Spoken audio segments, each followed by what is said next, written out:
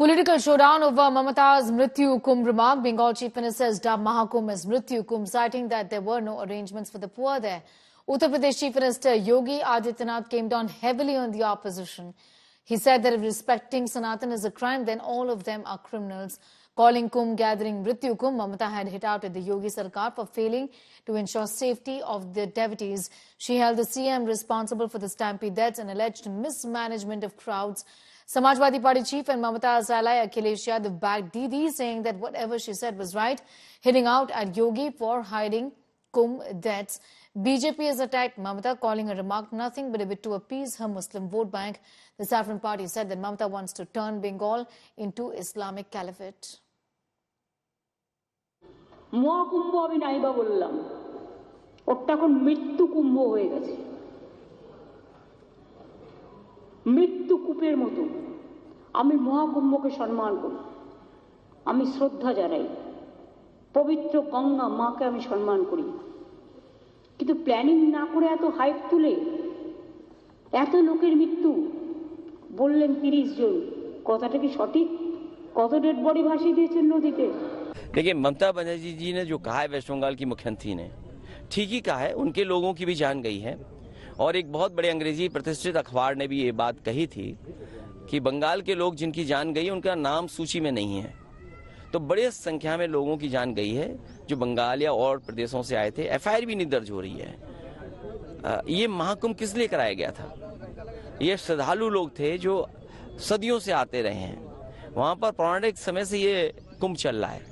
लोगों के साथ खिलवाड़ हुई उनकी भावना के साथ खिलवाड़ हुई उनके इमोशन का फायदा भारतीय जनता पार्टी उठा रही है जो ममता बनर्जी जी ने कहा वो ठीक कहा है कि लोगों की जान गई है और जान इतनी गई है कि सरकार नहीं बता पा रही है इनके एक और सहयोगी उससे भी 2 कदम आगे आकर के कहती हैं कि महाकुंभ मृत्यु कुंभ में बदल गया है ये क्या है समाजवादी पार्टी कांग्रेस आरजेडी और टीएमसी के नेताओं के द्वारा सनातन धर्म के जुड़े हुए सबसे बड़े आयोजन के प्रति दिए गए ये करोड़ों हिंदुओं का अपमान है ये भारतीय संस्कृति के प्रति अगाध श्रद्धा रखने वालों का अनादर है और महाकुंभ को मृत्यु कुंभ कहना मैं कहूं कि टीएमसी के अंत का एक उन्होंने अपने आप ही संदेश दिया है और आने वाले चुनाव में इसकी सजा भी उनको मिलेगी उन्हें तत्काल इस देश के करोड़ों लोगों से माफी मांगनी चाहिए ममता बनर्जी जी का बयान बहुत ही निंदनीय है जितनी भी निंदा की जाए वो कम है केवल तुष्टीकरण की राजनीति के तहत केवल मुस्लिमों को खुश करने के लिए सनातन धर्म पर अनाप शनाप बयानबाजी विपक्षी नेता कर रहे हैं समय आने पर जनता इसका मुंहतोड़ जवाब देगी और पश्चिम बंगाल में तो ममता बनर्जी का सुपड़ा साफ हो जाएगा ऐसा है ये वही लोग इस प्रकार की भाषा बोल सकते हैं कि जिनको पूरी जानकारी नहीं है ममता बनर्जी जी का यह बयान जो निहायत ही निंदनीय और भर्त्सना योग्य है अर्थात महाकुंभ को मृत्यु कुंभ कहना यह उसी का एक अंग है यह इंडी गठबंधन की हिंदू धर्म के प्रति जो नफरत और हिकारत उनके दिल में भरी हुई है जो अवमानना और तिरस्कार उनके मन में भरा हुआ है यह उसकी स्वाभाविक अभिव्यक्ति है ममता बनर्जी द्वारा जो बहुत निम्न स्तरीय भाषा उपयोग की गई महाकुंभ ये बहुत आस्था श्रद्धा और विश्वास का कुंभ होता है ऐसे में घटनाओं के आधार पर अपनी भावना का व्यक्त करना अर्थात हिंदू धर्म का अपमान करना है उनका ये कहना कि ये मृत्यु कुंभ है ये उनकी मानसिकता बताता है अभी भी समय है इनको अपने कहे से